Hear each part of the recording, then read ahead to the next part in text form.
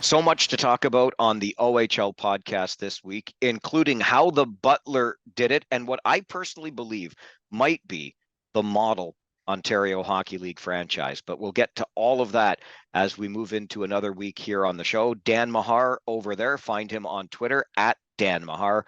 My name is Mike Farwell on Twitter at Farwell_OHL. And hey, don't be shy. Use the email address anytime ohlpodcast@rogers.com to get in touch with us.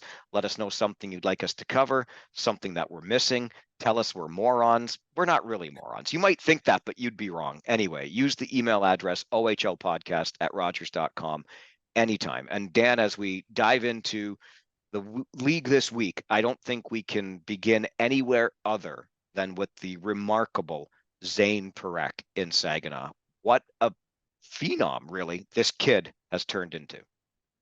Yeah, I went out of the box earlier on in this season to kind of reference him, even though he's only a 16-year-old, not an NHL prospect this year. But he was doing some pretty remarkable things on the stat sheet and tried to get a good look at him. And what a story that kid is becoming. Just, I believe, no goals in the first 10 games. So running about 20 goals in his next 30. It's crazy for a 16-year-old defenseman in this league. And just for those who haven't watched him, I just love his approach to offense and the way he gets the wide stance, opens his body to the net, which gives you A, better vision for the shooting lanes, and B, better technique for fooling the goalie. You can shoot, you can twist your wrists and shoot blocker side, glove side, almost always a wrist shot with that kid. Just deadly accuracy. What a story he's becoming. So obviously the big part of that story is he scored his 20th goal of the season as a 16-year-old rookie defenseman in this Ontario Hockey League. And that breaks a 35-plus-year-old mark established by Rick Corriveau, the former London Knight back in 86-87, where he scored 19 as a rookie defenseman in this league. To make it even sweeter for Zayne Parekh of the Saginaw Spirit, he scores his record-breaking goals on his 17th birthday in a game against the Sault Ste. Marie Greyhounds. But he's now at 20 on the season, and that's the other thing to think about here. He's at 20 already. He's already broken the record. So if the record of 19 stood for 35 years, and I know the game is different and there's a much higher emphasis on the skill now, so I don't know. Do you argue it might fall the record sooner? But he's still got, Parekh does, time this season to continue adding to that record for goals by a rookie defenseman in the Ontario Hockey League. It's impressive as heck across the board. Yeah, Mike, that's the crazy thing about this is you look at a record that stood for 35 years, breaking that in its own right would be impressive. There's a month left. And so this could be smashed by then. And when you put it in context, the reason we're probably raving so much is it's impressive enough for a 16-year-old defenseman in this league to get enough ice time to produce at all. Just often they're along for the ride, they're learning the ropes, they're sitting back and seeing how the veterans do.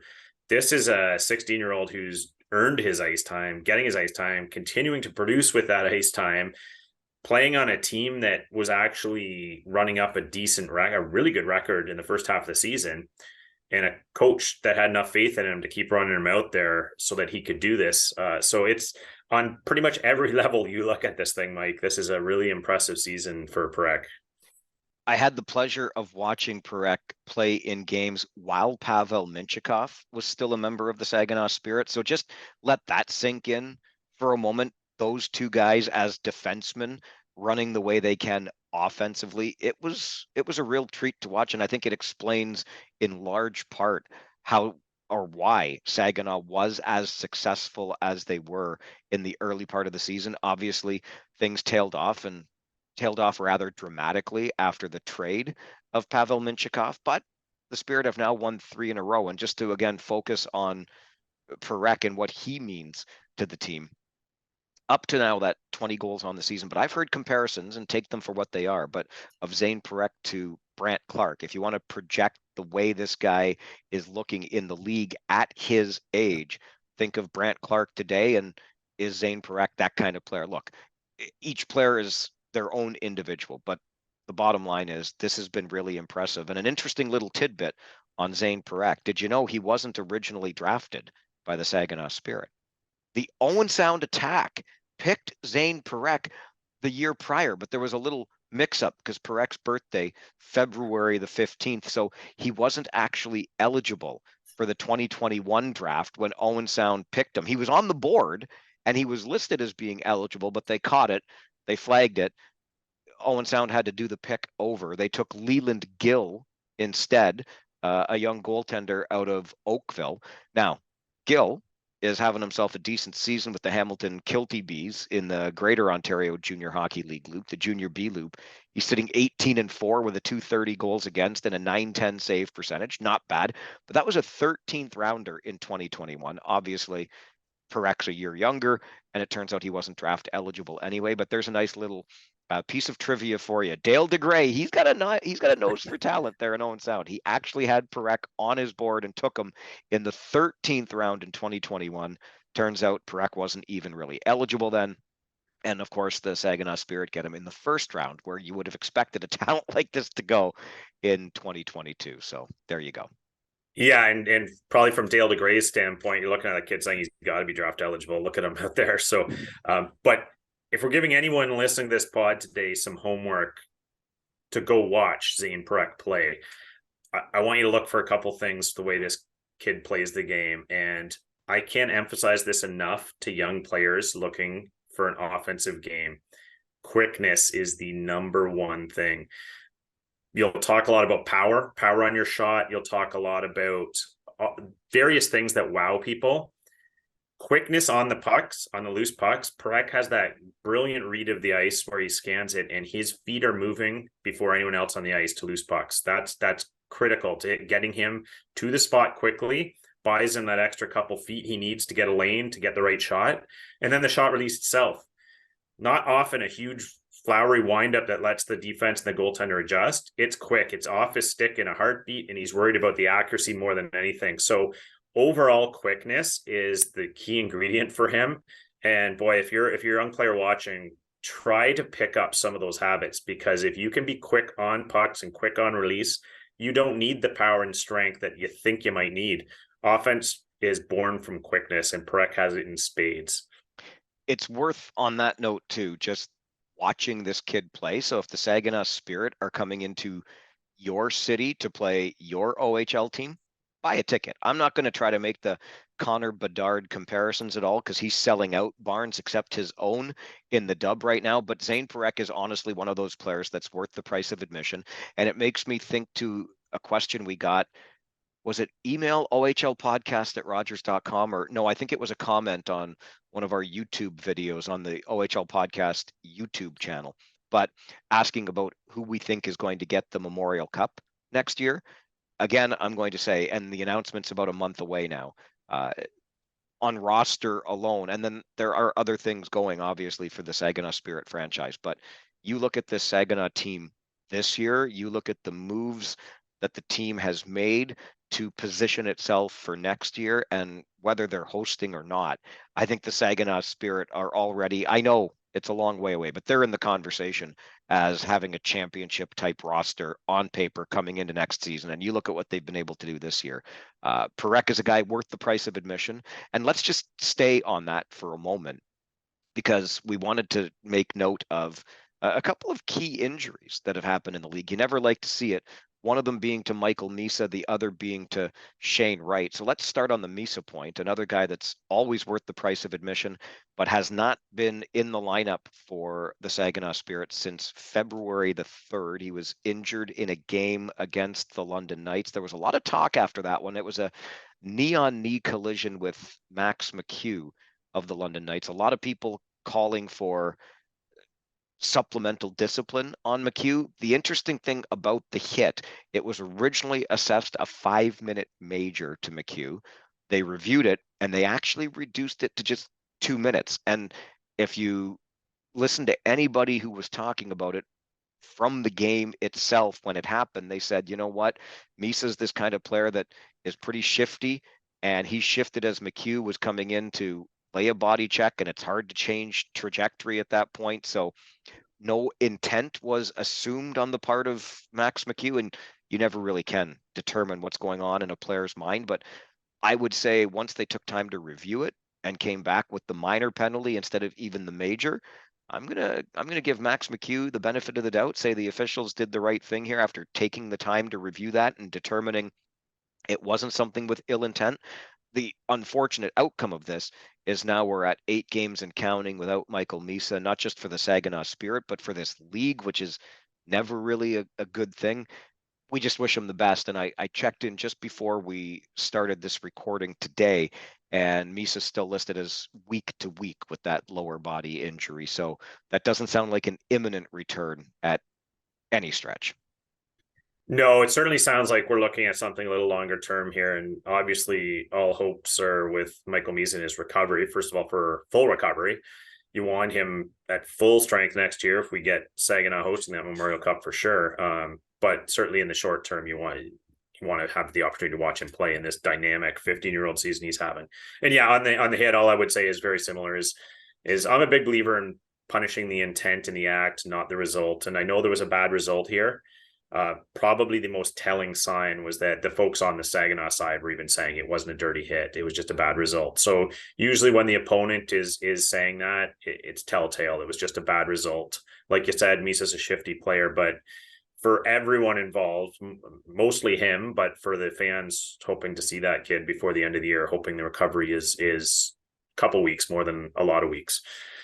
Yeah, and just as a fan of the game, Dan, one of the things that jumps out to me on this is just that Michael Misa and the numbers he was putting up, we've talked about this on previous episodes of this podcast. He was on John Tavares-like pace here, right? Which is among the very best we've ever seen with exceptional players in this league. He was even trending along Connor McDavid's rookie season exceptional player pace. And now you just don't get to realize what the full potential might have been. It's going to be that slightly shorter window because he's obviously not playing the entire 68. So thoughts obviously with the young man. Hope he's back sooner rather than later. Would absolutely love to see him back before the end of this season. I suspect we will, but anyway, that's just as a fan of the game, you'd like to be able to compare apples to apples when we're looking back on these seasons someday. And unfortunately, this injury that has sidelined Misa will prevent us from doing that. The other one injury that is, and it's equally impactful on the other end of the spectrum because you're the Windsor Spitfires and you go out and you kind of shock the O really with all of the rumors where Shane Wright was going to end up. London seemed to be the hottest contender coming into trade deadline time. There were all kinds of rumors of Peterborough as well, maybe even a little bit of Barrie, and all of a sudden in swoops uh, Bill Bowler and the Windsor Spitfires, and they grab Shane Wright, and all of a sudden you've got this super line of Wright, Harrison, and Maggio in Windsor. But Wright now has also missed the past 8 games, not playing since February the 2nd, also out with a lower body injury. Hasn't really slowed down that Windsor Express, if you will. Matt Maggio's continuing to score on a torrid pace, but just for the Spitfires organization and for the league, when you go out and make a move that is meant to really keep you at the top of the Western Conference standings and send you onto a deep playoff run. Again, I have no doubt that Shane Wright will be back at some point before the end of this season, but it's unfortunate to be missing a player of his caliber in the league. Well, yeah, especially when you make that move and you sell a lot of tickets, as Windsor's been doing, and fans are hoping to see him. Now, fortunately, they have a great team there, so it's not going to hinge. The entertainment value isn't going to hinge on one or two players, but you don't want to see anyone miss a lot of time. You want to see him ramp up with his new team, get accustomed there, and hit the playoffs running. So we're hoping to see Shane Wright back soon. And you between the two situations with Wright and Misa, the one thing I will point out that's slightly different is I'm suggesting maybe Windsor isn't quite as panicked, knowing they're in great shape. They've got a great, well-rounded roster. They're sitting atop the conference. They can probably afford to let Shane Wright take his time to get back to health. When we look at Saginaw, that's a team that had a great spot in the standings. Made the decision to trade Pavel Minchikov. You knew that was going to hurt, but you forget that Michael Meese, like you said, was running at really high point rate and was a key part of that team. So you take both those components out, and suddenly they're kind of fighting for their playoff lives a bit now and sinking in the standings. So on the standings, and probably Saginaw is probably most hit now by these injuries. It's most important to them, but for the sake of both players, you certainly hope to have a Shane Wright back at full speed soon. Yeah, and on the Saginaw side, after a really dreadful stretch after Minchikov was traded, they've kind of got things sorted out again, having won 3 in a row. And I think they're 4 of their past 7. But looking at it from the Shane Wright Windsor Spitfires perspective, again, just looking at the player, I would rather, like I said with Michael Misa, be able to compare apples to apples someday down the road. Now we don't necessarily get that opportunity. Shane Wright was a 2 point a game guy. He's played 7 games for the Spits. He's got 14 points. But just when you consider the season that Shane Wright has had, started in the National Hockey League, sort of, could we say? He was a guy that was an exceptional player in the Ontario Hockey League, did not go first overall into the NHL. There was a lot of talk about that. The Kraken grab him 4th, but he's in and out of the NHL lineup. Then he plays some games in the AHL. Then he's gone to the World Juniors, and now he's in the O. And just from the player, I would have loved to have seen him get full games, full potential to kind of get his own mojo back before he moves on to what we know will be a really nice pro career in the National Hockey League. But now he's sidelined and he's waiting to get the chance. Hopefully, again, as you mentioned, the Spits maybe have a little bit of the luxury of time here, but I would love to see Shane Wright back sooner rather than later and really feeling good and playing well heading into the playoffs to see what he can help this Windsor team do just from the player's development point of view here.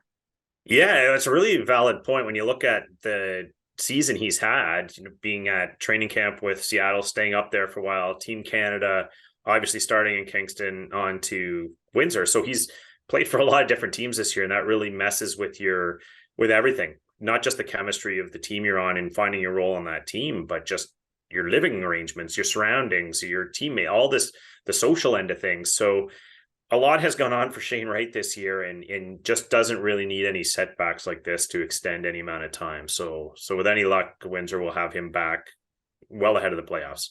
All right. We would be remiss if we didn't at least make note of James Hardie. You brought this forward, and good on you for doing so. As we speak today, 1 point away, just one from the all-time Mississauga franchise record for Mr. James Hardie.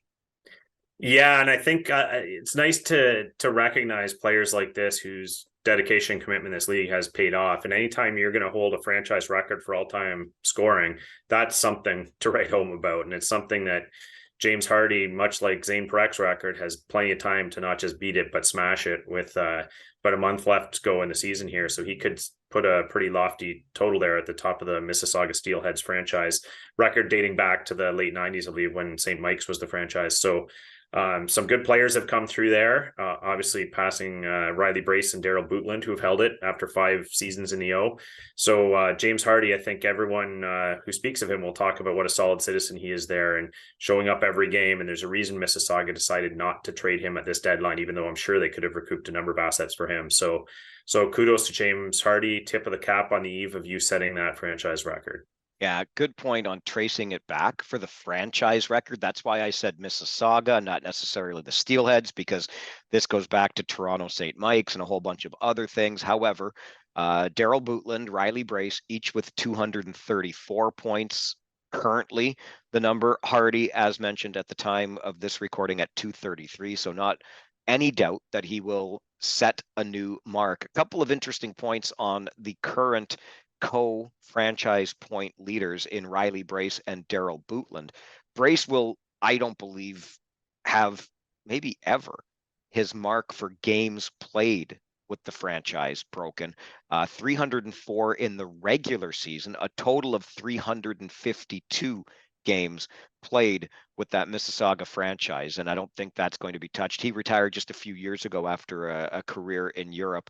And Bootland is an interesting story as well. His 234 points for that Mississauga franchise led him ultimately to a Kelly Cup victory with the Colorado Eagles, the East Coast Championship in 2017. So Bootland and Brace and their 234 will be surpassed by James Hardie's, whatever he ends up with, because he's sitting on 233 as we talk today. One other note I think is worth passing along, and I have to chuckle a little bit at this one, Dan, because over the years, and I know I wouldn't describe him in any way as a polarizing figure, but Stan Butler, who we talked about, I think it was just last week on the podcast, having been maybe 2 weeks ago, but having been rehired into this league by the Erie Otters. And some would say, they roll their eyes, oh my gosh, Stan Butler, again, he's been around for so long.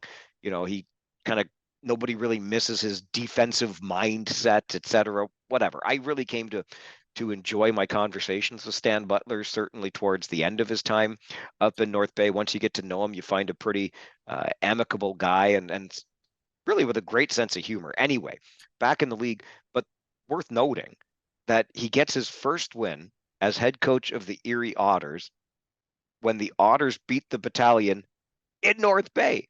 And let's not forget this North Bay team right now. That was just their 5th home ice loss this regular season. And lo and behold, the Otters build up a lead big enough because the Battalion made a late push to come back in that one. But Erie wins it to start a road trip. And how poetic is that? The hockey gods were smiling on Stan Butler as he picks up that victory, his first as an Otters coach against his former team in North Bay. You just can't script this stuff. And I'm willing to bet the kids on the bus on the ride home did not get McDonald's. They got something a little higher end after that one, courtesy of Stan. Yeah, it is poetic. You're right, and full credit, as you mentioned, the end of a long road trip there for the Erie Otters, and it was a game that they had every right to lose, every excuse to lose, every probability to lose, and somehow they found a way to dig deep and pull it out. And that speaks highly of Stan Butler and his ability to get what he could out of those kids and the team themselves. There's a lot of pride in the dressing room when you're sitting 10th in the conference and can roll into a building like North Bay with a stacked team and pull that off. So another kudos all around to the Erie Otters and Stan Butler. Yeah, so that one actually came at the beginning of their road trip. They went North Bay, Sudbury, Sault Ste. Marie. So they start off with that big win. And then, but this is notable too. They get drummed the next night in Sudbury. And then on the tail end of their 3-3 through the north, the Sault Ste. Marie Greyhounds jump out to a 3-0 lead on the Erie Otters. And so many interesting connections to that. The Greyhounds were coming off a horrible loss to the Kitchener Rangers 24 hours earlier. So they get the jump that you would have expected from a proud team in the Sioux, getting up on the Erie Otters. But those Otters didn't quit and end up coming back and winning it in, I believe it finished in a shootout, overtime or shootout, but either way. So they pick up 2 wins out of 3 games in 3 days on the road after starting with that win in North Bay. I just think that's impressive determination, again, from a 10th place team in the West. I'm not going to lay all of the credit at the feet of Stan Butler, but interesting that he gets that first win against the former team, and then his Otters team has the jam to come back from 3-0 down in their 3rd in 3, 10 hours from home. That's how far they had to travel back after that game in Sault Ste. Marie. And you know what? We saw another team erase a 3-0 deficit. The London Knights on the brink of losing back-to-back games to the Sarnia Sting this past weekend. They're down 3-0 in the second of those games, and they come roaring back in the 3rd period to force overtime where the Knights win it. So junior hockey, baby, no lead is ever safe.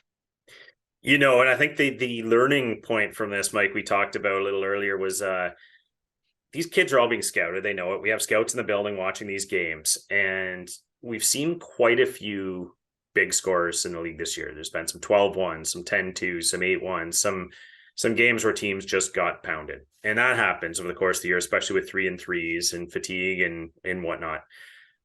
But the learning lesson is when these scouts are in the building, oftentimes those are the games they're watching most closely because they're looking for something from someone. And you hear it all the time from the scouting community. You're down 4-5-0, 6-1 in the 3rd period. You're ready to hit the showers, head home on the bus. They're looking for the guy that's going to say, no, I'm not okay with this. I'm going to go out there and try and spark something, do something, show I care, try and salvage something out of this game. So the learning lesson is when you see those games that are occurring, and we saw it with both Erie and London this weekend, down 3-0 in the comeback. Now 3-0 is obviously a little more doable than 6 or 7-0. But the point being, don't give up, show something. It's never too late in any given game to actually do that and catch someone's eye. If no one else, your own teammates. So there's a lesson to be learned here. It's one of the things that makes this game at this level great. No lead is ever safe. And oftentimes you'll find yourself shaking your head and saying, Oh man, the Ontario Hockey League. It just never disappoints, does it? Okay, still to come on this episode of the OHL podcast, we of course have our prospects of the week. And I think I have an argument, even as a Kitchener guy, as to where the model franchise is in this Ontario Hockey League. So those stories still to come this week on the show. So Dan, I just had the chance to get back from Sault Ste. Marie, our second trip up there this season. And this kind of clicked in to me earlier in the season when we were there. And I wanted to get a chance to bring it up because, you know, as a kid that grew up in Southern Ontario, I used to think that Sudbury was north. Like that's as far north as you can get, or that just felt like Northern Ontario. And then, of course, I spent some time in my professional career working in Thunder Bay, and I realized what north really is and how big the province of Ontario really is.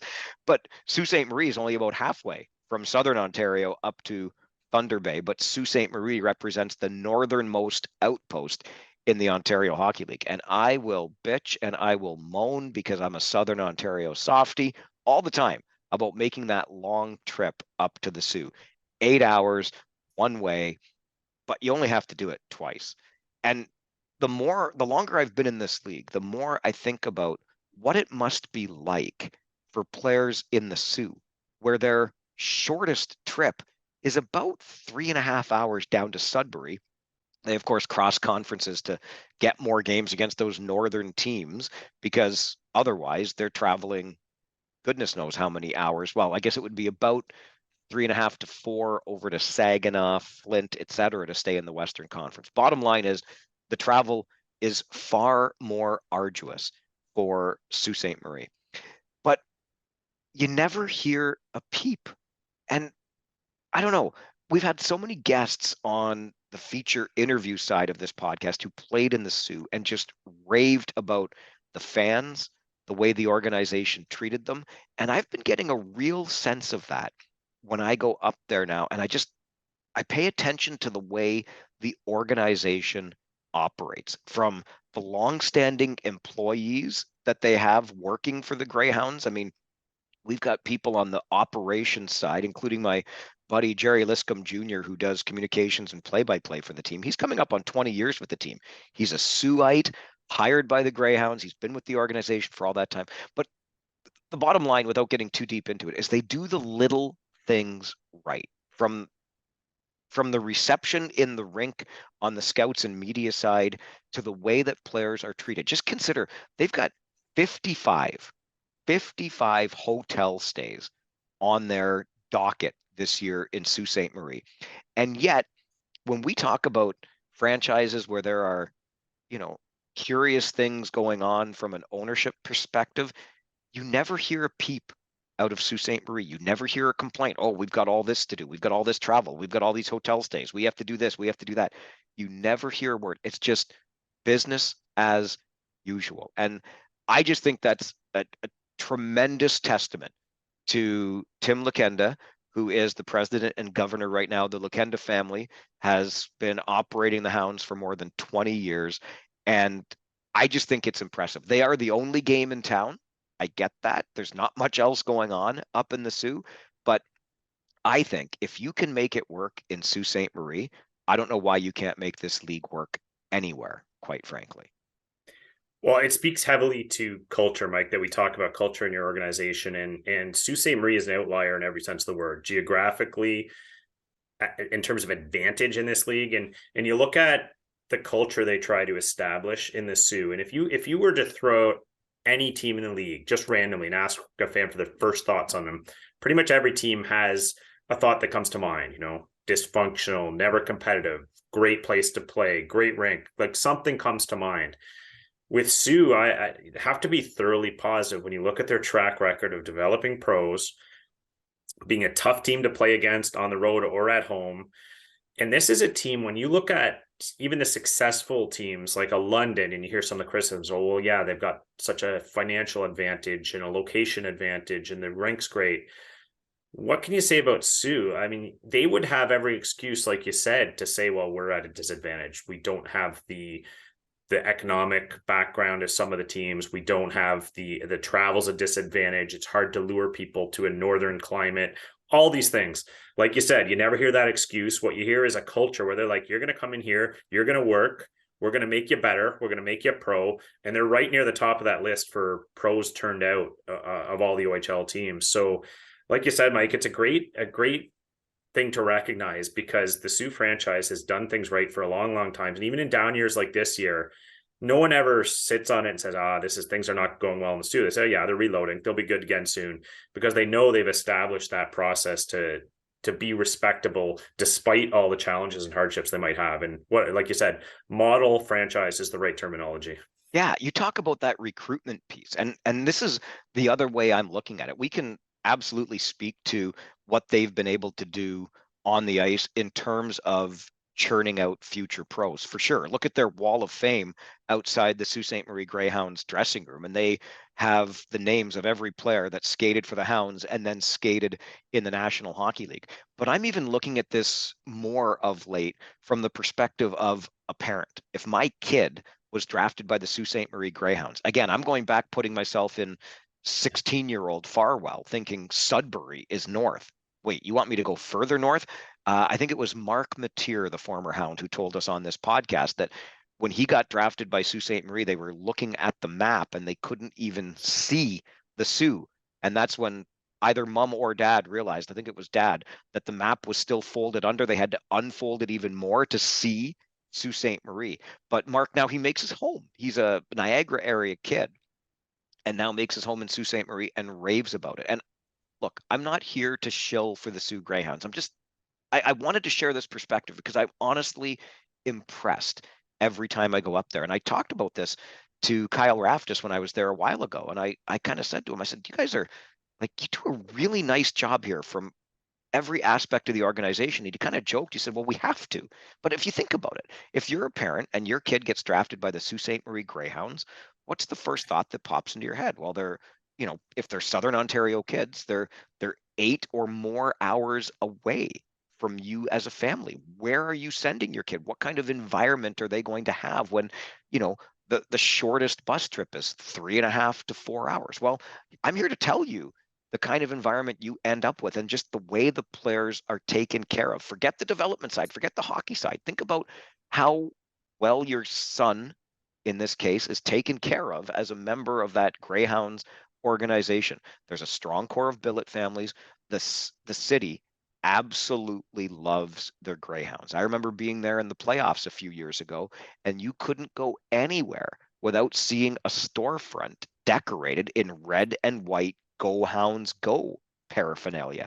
So from the get-go, I think they're doing a really good job of making it a desirable place. Yes, you might not get to see your kid play 68 times a year because you're not going to make that trip. You might catch them when they come south, etc. But you know that that organization is taking good care of your child who's leaving your nest to go and try to develop into a pro hockey player. And, I talk about the Lakenda family who's now been running this organization for 20 plus years. The decade or so before that was Dr. George Chinook, who helped spearhead the Save the Greyhounds campaign in the late 1980s. Remember, Phil Esposito in 1989 was going to sell this team to Detroit and move it out of the Sioux.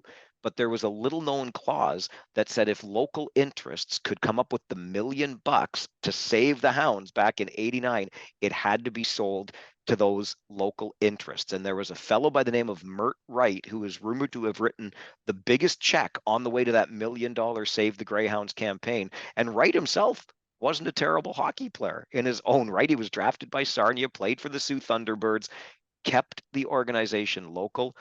Then it's Dr. Chinook. Then it moves to Dr. Lou Lakenda, who has since passed. But Tim, his son, and the Lakenda family has made a commitment to Sault Ste. Marie. I've gone on a long time here. Again, I'm not trying to shill for the Hounds. I'm just saying when I look at the way Sault Ste. Marie runs its franchise, I honestly can't figure out truly why you can't find 19 others just like them. And there are some. I think there are some great examples in this league of organizations that are well run and owners kind of stay out of the way. We've talked a lot about Michael Andlauer lately, for example, who's getting the shaft by the city of Hamilton, but has been nothing but a model owner, and so on and so forth. I just think what the Sioux is doing is terrific. And honestly, if I had the means, I would buy into the Ontario Hockey League just based on what I'm seeing the Sioux able to pull off. If they can do it there, how can you not do this anywhere?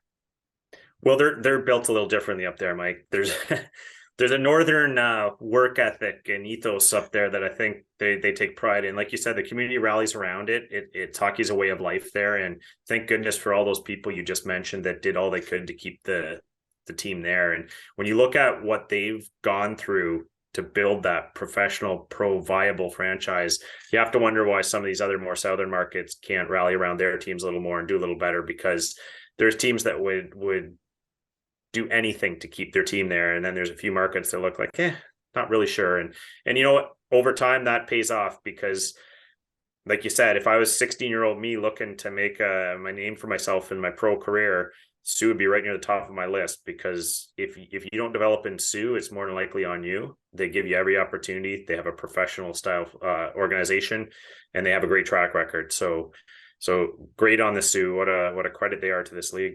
Yeah, and if you're an owner in the Ontario Hockey League that's in the news for the wrong reasons, maybe just ask yourself, why do you when's the last time, until we talked about this today, Dan, when's the last time you even heard the Lukenda family's name mentioned around the Ontario Hockey League? Or when's the last time you ever talked about, ownership up in the Sioux, and you kind of roll your eyes? It just doesn't happen. And if there's a market with a reason for it to happen, I would think it's the Sioux. 55 hotel nights this year. God, that's not exactly inexpensive. Yeah, it's actually an awesome point, Mike. I like the analogy would be the officials, right? The refs. Is how many times do you hear the names of certain refs? And if you're not hearing them, they're probably doing a pretty darn good job. And Sue's that in terms of franchises. You don't hear about the ownership. You don't hear about any controversies, and because they have that steady guiding hand behind the scenes, and it's credit to them, credit to the league. Yeah, and just to finish off the point on, if I had the money, like if I ever win the 649, I just might consider this. The break even point seems to be around 3,200 tickets sold. And Tony Saxon over at Guelph Today, who covers the Storm, tweeted out the attendance numbers around the league this year. And you know what? As we're kind of rebounding from COVID, the numbers aren't terrible. A lot of teams are around that 3,000 tickets sold. Now, I don't know if they are showing, bums in seats or actual tickets sold, because we know there's a little bit of papering that goes on to fill up arenas. But if you can get 3,200 people into your building, you are generally, that'll generate for you a little more than $2 million in revenue, and you're generally going to at least be able to break even. So again, I'm just looking around the Ontario Hockey League, the Mississauga market notwithstanding, but surely to goodness, in Sarnia and Kingston and Peterborough and Oshawa and Owen Sound, which is another great example of a franchise that's just getting it done, can you find 3,200 people or more, because more means you're making a little bit of money, to come to your games, to enjoy this terrific product, and maybe you make a little bit of money doing it? I don't know. Anyway, go buy a franchise. That's what I'm saying. Take a little commission from the Ontario Hockey League on this episode of the OHL podcast. Yeah, and maybe only 3,100 seats, Mike, if you just skimp a little on the media room food. I mean, I'm just saying there's ways to make the economics work. Apparently, cupcakes are currently the gold standard for media room food. Okay, let's move on to our prospects of the week. I just wanted to say that, and I say that as a Southern Ontario kid through and through, but every time I go up there, I like the Sioux more and more. Kudos to all of you, the fans, the organization, and just the people I meet in the city. It's a really unique vibe up there. You talked about the ethos, Dan. I think that nails it. Okay, prospects of the week. Who you got for us this year or this week, Dansky? I tried to go a little off. I had a few fringe names that aren't right at the top of that NHL draft list, and I wanted to consider them for a few different reasons. And this week, the guy I'm going with is Brad Gardner in Ottawa. And the reason I went with Brad is sometimes when you play in a good situation, good city, good team, you get a little forgotten when you're a prospect because you're behind good players. And when I look at Brad Gardner, I look at a guy who has played a little bit up and down the lineup this year based on players in and out of the lineup, taking whatever role given to him, probably looked the best when he played with your prospect of last week, Cooper Foster. can assimilate with no matter who they throw him out there with. And he's putting up a pretty good season, pacing for approximately 40 points in his draft year. Versatile player. And I wanted to point him out, Mike, just because I think when you look at NHL prospects, he might not be right at the top of the radar this year, but could be one of those really unheralded guys who next year, when a few of those bodies move out of Ottawa, suddenly you got a bit of an OHL star. So keep your eye on players like that. Numbers aren't blowing you away right now, but a lot of versatility, a lot of upside, learning from the right players. So my prospect of the week this week is Brad Gardner. So who have you got? I tried to go in the same direction. I had a lot of recency bias going on this week, Dan. I saw Valentin Zhugin a couple of times, and I'd been watching him carefully with the Guelph Storm. As we're talking about this, I'm less than 24 hours removed from watching both Colson Petrie and Tristan Bertucci with the Flint Firebirds. They were guys that I was looking at, but I wanted to go a little bit further into the weeds too, and I came up with Nick Sima. Drafted, of course, and started with North Bay, traded over to the Saginaw Spirit. And we talked a lot about Saginaw earlier in this episode of the OHL podcast, and I think that we're going to see Sima's development curve accelerate, especially with a chance at a championship run next year. But it's just a guy that's flying under the radar for sure. I'm not promising, a 20-year pro career or anything like that, but a guy that's got 2 of his 6 goals this season in just the past 6 games. He's a +5 over that stretch. And he's a good complementary piece on a line. He's got the skill to score. It's just all, I think, still a little bit of clay that needs to be molded. And I suspect that it will be there in Saginaw with a pretty good team around him. So Nick Sima is the guy I'm picking out as my prospect of the week this week. Yeah, great team guy. Both the prospects this week are good team guys. Mike and Sima had the move early in the year, a little more opportunity, and like you said, maybe starting to click in the second half of the year. So another great choice. All right, it's time for us to move along and let you get back to your busy Ontario Hockey League watching this week. But a heads up as to what's coming on Friday. You want to talk about a good team guy? How about that guy that kind of, sort of, is the one that's expected to go out there and police things, maybe to say to some degree. I know that's not happening as much anymore, but it used to. And this guy started with the Peterborough Petes, then went to the Barrie Colts, finished on a championship team with the Erie Otters, but has taken probably the most 180-degree turn since graduating from the Ontario Hockey League that you could ever imagine. He is now an award-winning fashion designer. I think you probably already know who we're talking about, but he will be our guest on our Friday episode of the OHL podcast. Dan, no more tints. That's plenty. I know you know who we're talking about.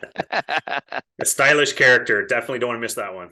He's probably a guy that you love to hate when he was in the league. You might love what he's doing now. So that's coming up on our next episode of the OHL podcast. He over there is Dan Mahar. Find him on Twitter at Dan Mahar. My name is Mike Farwell on Twitter at Farwell_OHL. Remember, like, subscribe, give us a review on this podcast, and send an email anytime. OHLpodcast@rogers.com. Your next episode comes out on Friday.